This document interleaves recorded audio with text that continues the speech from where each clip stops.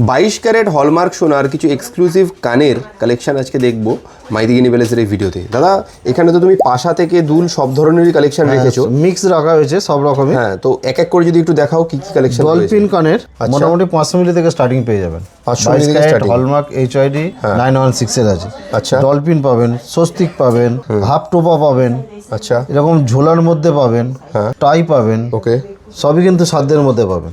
ঠিক আছে, 500 মিলি থেকে, সেটা আবার হলমার্কে। এছাড়াও প্রজাপতি কানের পাবেন, আচ্ছা, ডিম শেপের বসা কানের পেয়ে যাবেন।